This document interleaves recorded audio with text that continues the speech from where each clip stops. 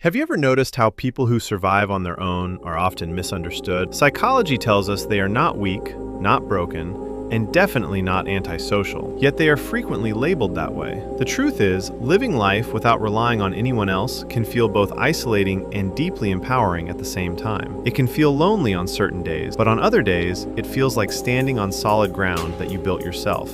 Society tends to value connection above all else, so when someone becomes highly self-reliant, it can confuse people. If you've spent years getting through life on your own, it's not because something is wrong with you. There are real psychological reasons behind it, and those reasons often run deeper than most people realize. They shape how you think, how you respond to stress, how you build relationships, and how you move through the world. For many individuals, surviving alone begins long before adulthood. It often starts in childhood, especially in environments where stability, guidance, or emotional safety were inconsistent. Growing up in an unstable household, losing someone important at an early age, or experiencing neglect can quietly teach a powerful lesson. Sometimes you have to depend on yourself. When comfort isn't guaranteed, the brain adapts. Instead of assuming help will arrive, the mind begins preparing to handle things independently. Over time, this creates more than just independence. It builds deep self-reliance. These individuals learn to solve problems without guidance, make decisions without reassurance, and regulate their emotions without constant support. What begins as survival slowly becomes a mindset. That mindset often develops into quiet confidence, the steady belief that no matter what happens, they will find a way through it. Emotional resilience is another trait that grows in silence. When you face stress, fear,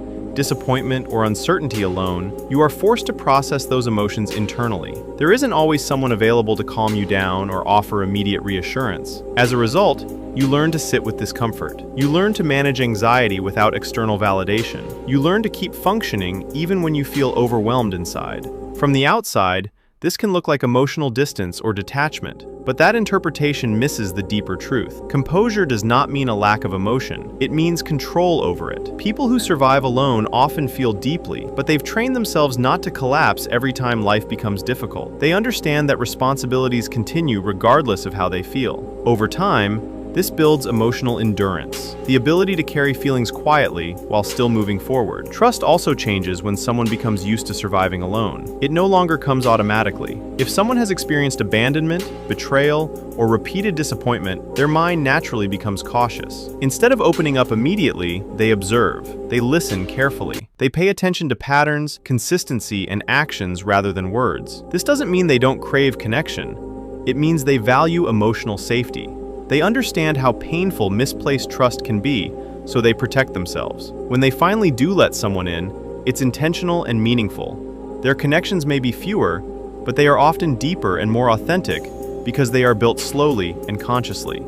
Another powerful shift happens in problem solving. Living life independently forces you to become resourceful. You learn how to manage finances, navigate emergencies, make difficult decisions, and solve practical problems without waiting for rescue. Challenges become something to analyze rather than something to fear. Each obstacle handled alone strengthens belief in personal capability. This builds a specific type of confidence, not loud or attention-seeking, but calm and steady. It's the quiet certainty that says, "I've handled hard things before, I can handle this too." This mindset influences every area of life, from work to relationships to personal growth. Instead of relying on luck or constant assistance, they rely on preparation, adaptability, and inner strength. Spending significant time alone also creates deep self-awareness. Without constant distraction, you are left with your own thoughts. At first, that can be uncomfortable. Silence has a way of bringing unresolved feelings and unanswered questions to the surface. But over time, that reflection leads to clarity. People who survive alone often understand their limits, triggers, strengths, and flaws better than most. They've had space to analyze their behavior, question their beliefs, and refine their values. This self-awareness shapes their decisions. They become selective about who they allow into their lives. They prioritize peace over chaos, depth over shallow attention, and meaning over approval.